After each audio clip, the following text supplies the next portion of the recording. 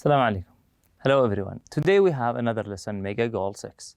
But before we start the new lesson, let's take a quick recap for the previous lesson. In the previous lesson, we started the 5th unit with the first lesson, which is listen and discuss. We've talked about the title of this unit, Express Yourself. And we said that in most of the lessons that we are going to study and learn in the following unit is going to revolve around this idea, express yourself. We will know or we will learn many ideas about how to express our own opinions, how to share our own opinions, and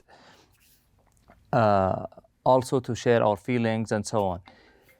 We started the first lesson, which is express yourself.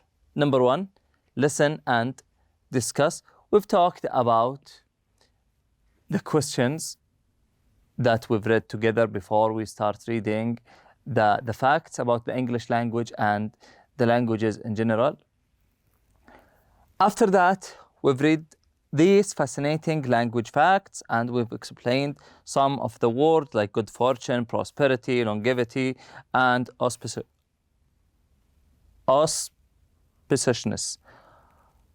Then we went to the second page where we had 4, 5, 6, and 7. Then 8, 9, 10. We read each one of them. We explained some of the ideas. Then the last part was English language facts. We've read some of the facts or fascinating facts about the English language. Then after that, the last part was quick check, and it is divided into 2 parts, vocabulary and comprehension. In the vocabulary part, we've had 7 words that we explained their meanings and we matched them with their synonyms. We started with the first one, which is acquire, and we said if you acquire a language, that means you learn a language. Number 2, consecutive, which means one thing after another. The third word is currently, which means in the meantime.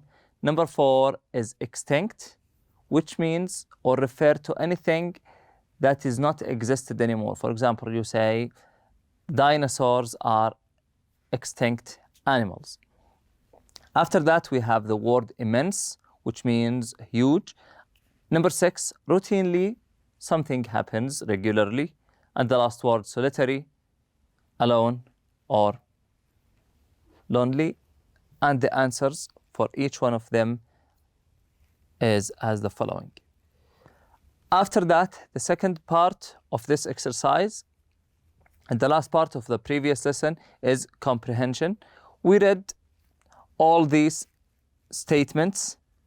We've learned how to identify the correct and the false ones.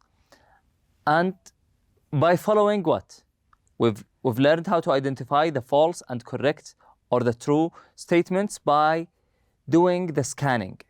We find or we identify the key words in the statement. For example, in the first one, we have the word English and we have most spoken language. These are keywords in this statement. Underline these keywords and after that, go back to the essay or to the article or whatever you have and go scanning.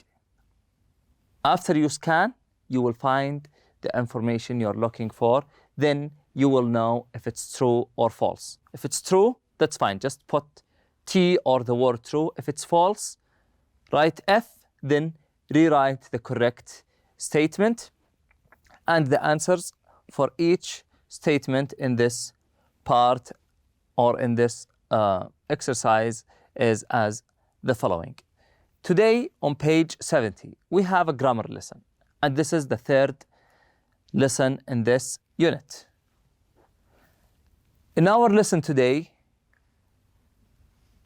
will be divided into 3 parts.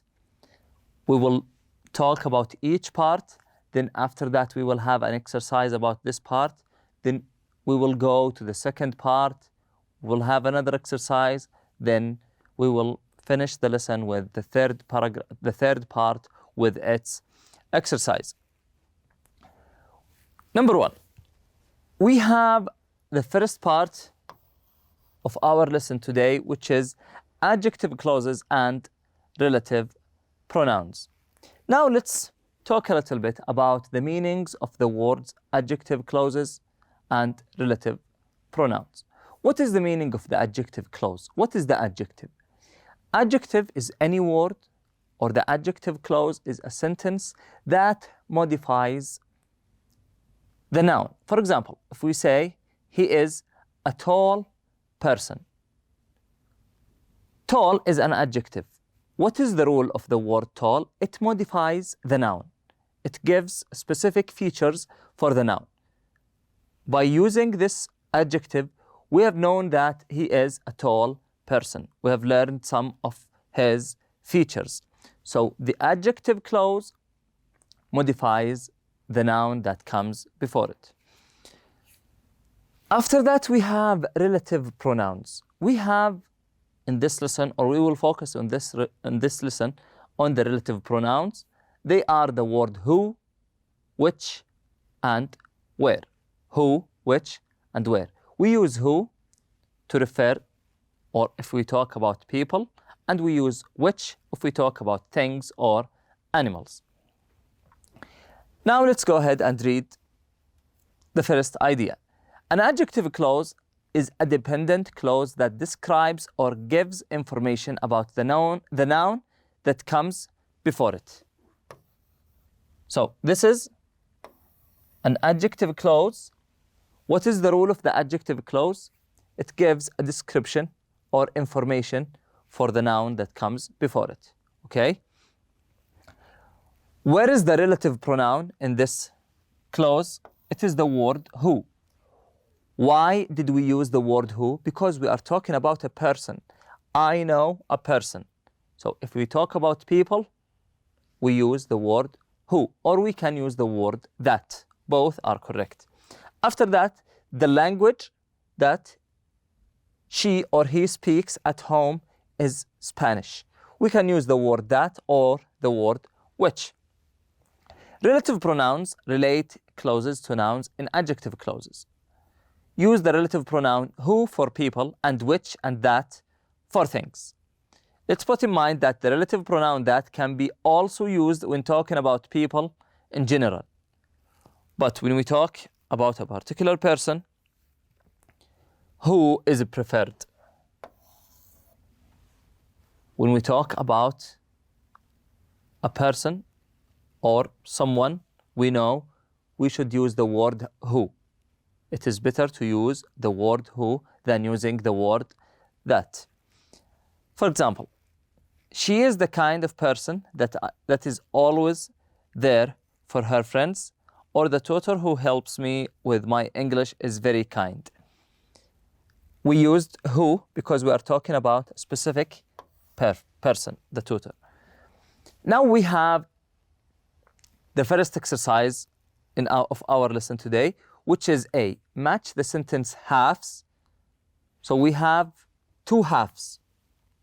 The sentences are cut in half. They are divided into two parts. The first one is on the left and the second one is on the right. Okay, what is your task here? Rewrite the sentence using a relative pronoun to join the two halves. So I want you to combine these two halves together, match the suitable two halves together by using relative pronouns. For example, we have number one, a photographer is someone who takes photographs. Number one is an example. A photographer is someone who, why we used who? Because we are talking about a person.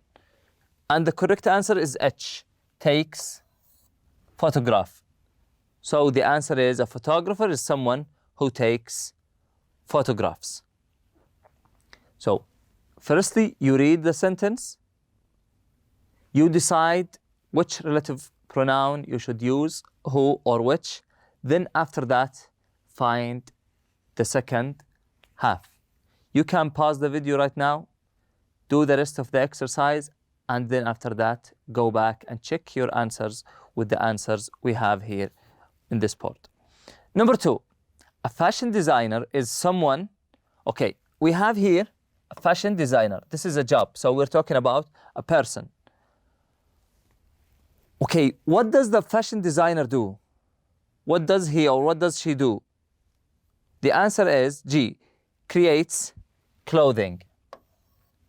So a fashion designer is someone who creates clothing.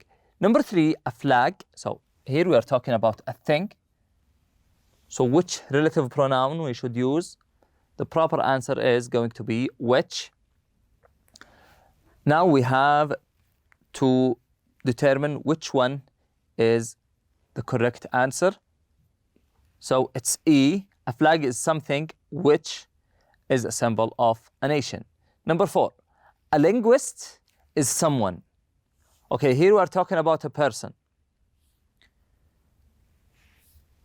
Okay, what does the linguist do? He is a person who studies languages. Number 5, a hammer is something which is used to put nails in a wall. Number 6, an exam is something which tests students' knowledge. Number 7, an electronic reader is something which lets you read books on a screen. Number 8, a vegetarian is someone who doesn't eat meat. Number 9, synonyms are 2 words which have the same meaning. And the last one, number 10, a dictionary is something which gives the meanings of words. Now let's go to the second part. Relative pronouns as subjects of adjective clauses. We've just talked about the relative pronouns and we've talked about the adjective clauses, but we talked about them in general. Now we are going to talk about the relative pronouns as the subject of the adjective clause. Relative pronouns can be the subject of an adjective clause. Relative pronouns that are followed by a verb are subject pronouns that are followed by a verb. For example, we have here, I am someone who loves. This is a relative pronoun that is followed by a verb. Subject pronouns must always be included. Subject pronouns must always be included. Why we should learn that, or why we should put that in mind? Because sometimes the relative pronouns, or it's fine to omit or take out the relative pronoun. It's fine not to say the relative pronoun. But in this case, when the relative pronoun is the subject of the adjective clause, it must be always included. We can't take it out. Okay, how to know that it is the subject of the adjective clause? It is always followed by a verb, like here. Who loves, that have. Now let's go to the first or to the second exercise. B, decide whether the relative pronoun can be omitted in each sentence. If it can, rewrite the sentence without it. If cannot, write no change. So we will read each one and we will decide if we can take out, if we can omit or remove the relative pronoun or not. If it's removable, we are going to rewrite the sentence. If it's not, we will just write no change. We have here an example. My sister never told me the reason that she called. My sister never told me the reason that she called. That here is not a subject of an adjective clause, so it's removable. My sister never told me that the reason she called. Now, you can take some time to do the exercise by your own. Try to determine which one or which relative pronoun is removable and which is not, and after that, come back and check your answers with us. Number 1, the bird that they saw in the museum is extinct. The bird that they saw in the museum is extinct. The word that here is followed by the word they. So it is not, or it's not followed by a verb. So it is not the subject of the adjective clause. So it's removable. The bird they saw in the museum is extinct. Number 2, Melissa cooks dishes that are incredibly delicious. We can't change anything here because the word that is followed by a verb. Number 3, that's not the book that the teacher asked us to get. We can remove the word that here because it's followed by a noun. Number 4, where is the food that I brought home from the restaurant last night? We have the same situation here. It's followed by a noun. The goalkeeper that plays for that team is from my hometown. Number 6, the people who live next door are always very friendly. These two are remain the same. Number 7, John is a person who others can count on. John is a person you can count on. Number 8, do you have another pen that you can lend me? Do you have another pen you can lend me? And we did the rest. We did the same with the rest of exercises. We've removed where it's removable and we keep it where it's the subject of the adjective clause. Now we have the third part of our lesson today. Relative pronouns as objects of adjective clauses. We've talked about the relative pronouns in the previous part as if they are as, or if we use them as the subject of the adjective clause. Now we're talking about them as the object of the adjective clause. Relative pronouns can also be the object of an adjective clause. Relative pronouns that are followed by a noun or pronoun are object pronouns. So if they are followed by a noun or pronoun, they are object pronouns. The difference between the object and the subject is that the object pronouns can be omitted. For example, Spanish is a language that many people find easy to learn. The author put the word that in parentheses. Why? Because that means we can keep the word that or we can omit the word that. Spanish is a language that many people find easy to learn, or we can say Spanish is a language many people find easy to learn. Number 2, there are many words which James mispronounces, or there are many words James mispronounces.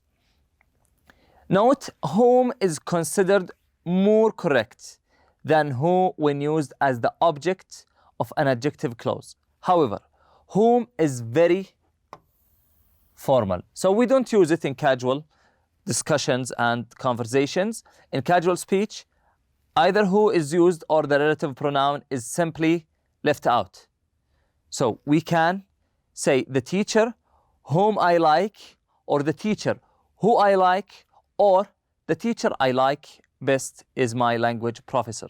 We have 3 options here: to say who or whom, or to leave, or to take the whole relative pronoun out.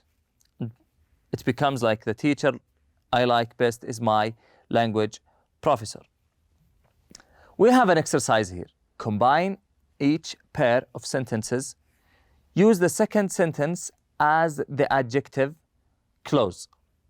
Now we have 2 sentences. We have here an example. I finally finished reading the book. This is the first sentence. You gave it to me. We have 2 sentences that we want to combine them together to make them one. Okay, how to combine these two sentences together? We will combine them by using the relative pronouns, who and which. Okay? And we will change a little bit in some of the sentences. For example, number one, I finally finished reading the book. You gave it to me. Becomes like I finally finished reading the book that you gave me. That you gave me. Number one, I saw the man. He stole the wallet. I saw the man. We can always use the word that, but which one is more appropriate? Who or which? We're talking about a man. So the answer is going to be, or we are going to use who. So the answer is, I saw the man, he stole the wallet. I saw the man who or that stole her wallet. Number two, the email didn't make sense you sent to me. We're talking about a thing. So which and that. We're going to use which and that. The answer is, the email which or that you sent me didn't make sense. You can pause the video right now and do the rest of the exercise by your own. Number three, we saw a film on TV last night. It was really depressing. So here we are talking about a film. It's a thing. So which is preferred? The answer is, we saw a film on TV which or that was really depressing last night. Number four, the man looked confused. He asked for directions. The man who asked for directions looked confused. Number five, this is the restaurant. We have eaten at the restaurant for 3 consecutive days. This is the restaurant which or that we have eaten at for 3 consecutive days. Number six, the article isn't in the newspaper. You want to read an article. The article which you want to read isn't in the newspaper. Number seven, she lost the necklace. She borrowed it from her mother. So the answer is, she lost the necklace which she borrowed from her mother. Number eight, I know the neighbors. They have 10 children. I know the neighbors who have or who or that have 10 children. Number nine, do you like the textbook? You're using it in that class. The answer, do you like the textbook which or that you are using in the class? Number 10, where can I find the supermarket? It sells organic fruits and vegetables. Where can I find the supermarket which or that sells organic fruits and vegetables? 11, you need to write a research paper. The paper cites at least 3 sources. You need to write a research paper which cites at least 3 sources.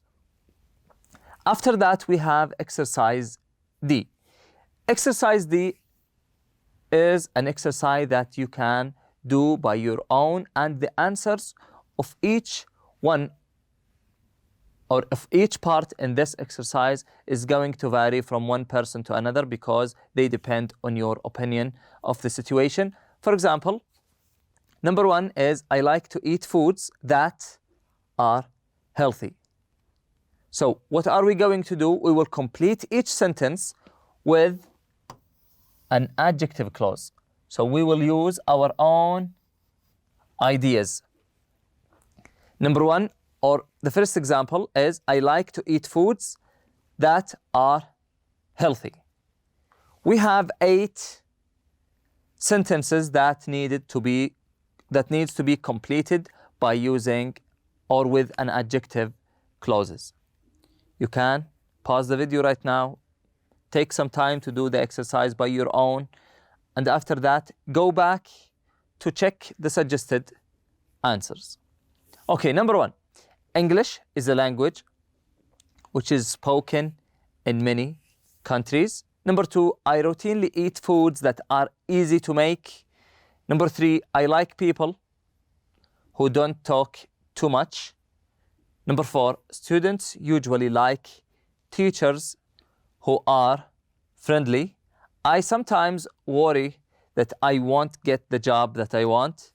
Number 6, I like books that are funny and light-hearted. Number 7, I have a friend who often borrows money from me. And the last part in our lesson today is I have a job that pays well. Thank you all for attending our lesson today, and I wish you enjoy the rest of the day. Assalamu alaikum.